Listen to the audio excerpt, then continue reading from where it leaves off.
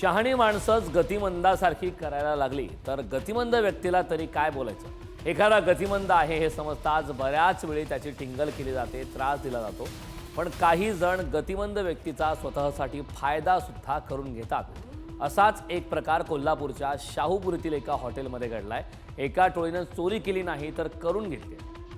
तरुण गतिमंद असल्याचा फायदा घेत टोळीनं त्याला ड्रॉवरमधील पैशांची चोरी करायला सांगितली आणि त्याने ती केली सुद्धा। टोळीच्या सांगण्यावरून त्याने काही सेकंदातच ड्रॉवरमधील पैशांचा बंडल लांबवला।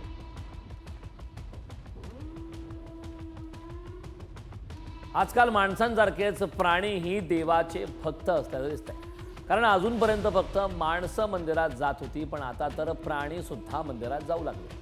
फरक फक्त इतकाच की माणसं दर्शनासाठी जातात आणि प्राणी प्रसादासाठी असं म्हणावं लागतं। तमिळनाडूच्या मायालादुंबरा मुरुगन मंदिरात असंच एक अस्वल गेलं होतं। खरं तर रात्रीच्या वेळी अन्नाच्या शोधातच अस्वल निघालं असावं। असं तर त्याला काय माहिती की मंदिरात दर्शन घेतल्यावर प्रसाद मिळतो, त्यामुळे मंदिर परिसरात भुकलेला अस्वल अन्नाच्या शोधात फिरतच राहिला। पण नागरिकांमध्ये मात्र भीतीचं वातावरण पसरलं।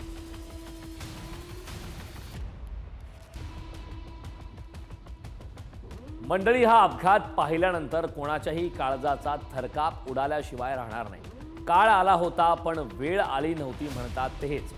मंडळी, ही घटना कन्याकुमारीतली। यावेळी मायलेकी दोघी रस्त्याच्या कडेला स्कूटीवर उभ्या होत्या।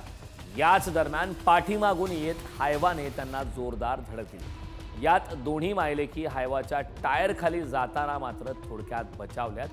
तर यावेळी सुदैवानं कोणतीही जीवितहानी मात्र झाली नाही।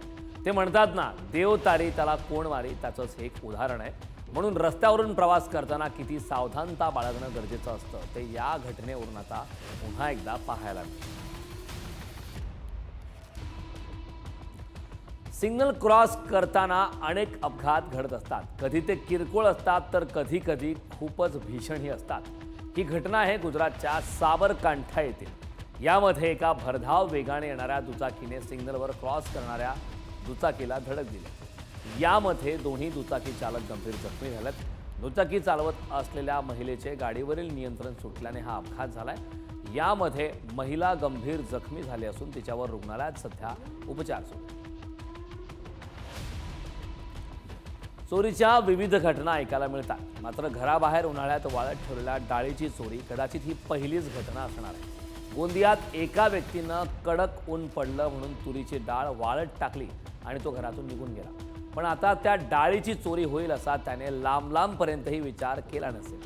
3 शाळकरी मुलांनी त्याच्या घराबाहेरची तुरीची डाळच उचलून नेली। डाळ चोरायला मुलांनी त्यांच्याच घरची गोणी आणि चादर वापरली। त्यांनी डाळ का चोरली असावी हे मात्र काही समजेना। तर मुलांनी स्वतःच डाळ चोरली की कोणी चोरायला सांगितली, हा प्रश्न मात्र आता उपस्थित झाला आहे।